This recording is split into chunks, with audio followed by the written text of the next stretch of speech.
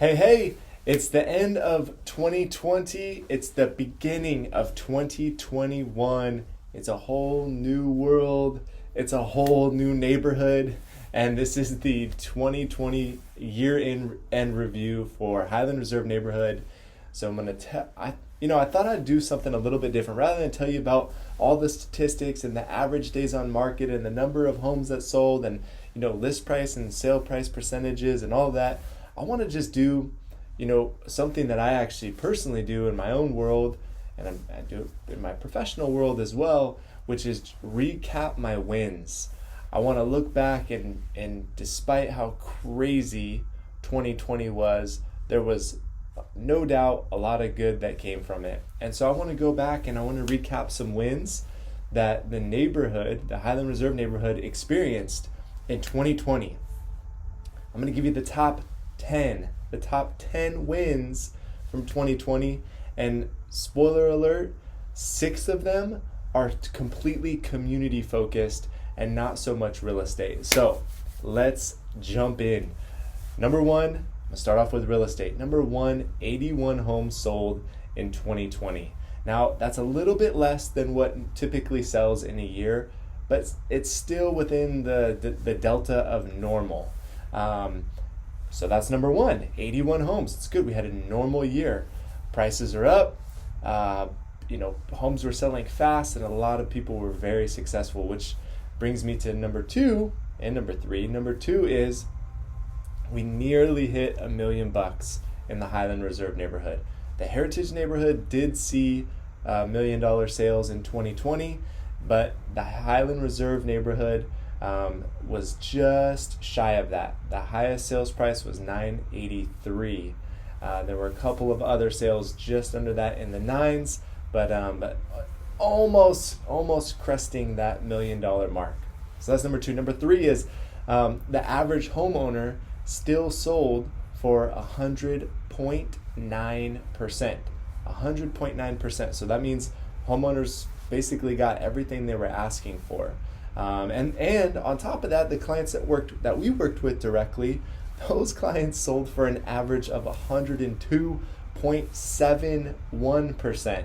And in some cases, some clients sold for 106% of their original asking price. So very successful for the clients that we worked with, but also successful for the average homeowner that sold in 2020. Number 4 is where I'm going to start to get into the community wins, something that I'm super passionate about and I love to report.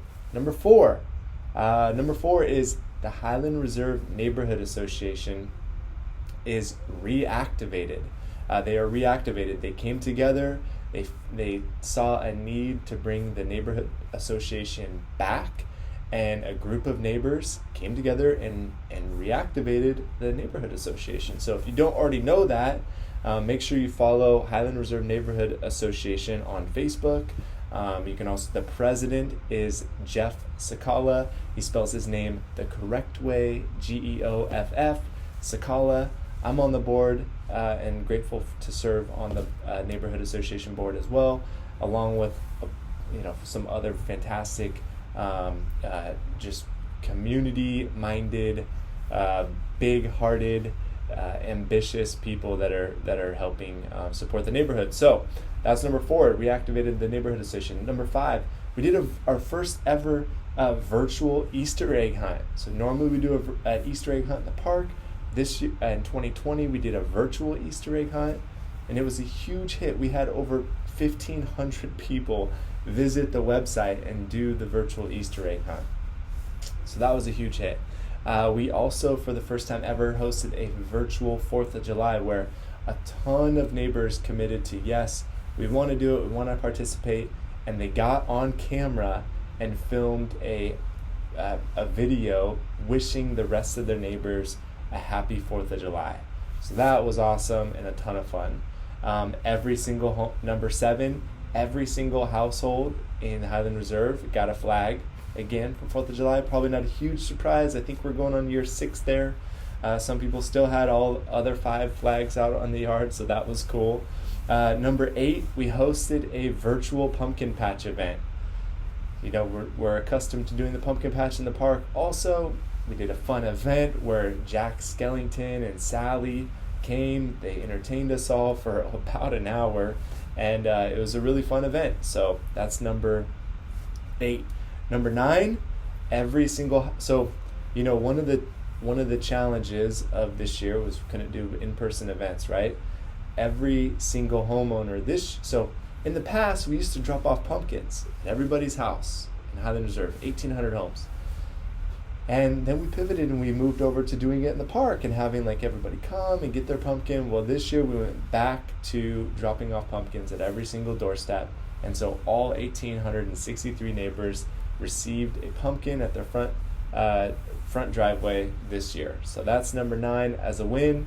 And number 10, with the help of the Highland Reserve Neighborhood Association, they partnered with the Friends of Boljon Park and have raised so far $8,000 towards the reconfiguration of Boljon Park. So huge win, $8,000. They're on their way to raising more funds and helping make this remodel of Boljon Park possible. So I told you 6 of them were community focused wins. Some of those are personal wins wins for the whole neighborhood as a whole, but that my team was involved with, and some of those are just wins that the neighborhood has made happen on their own. So anyhow, that's a recap of 2020. I'm curious, what did I forget? Did I miss something? Let me know if you think I missed something on a win from 2020 in the neighborhood.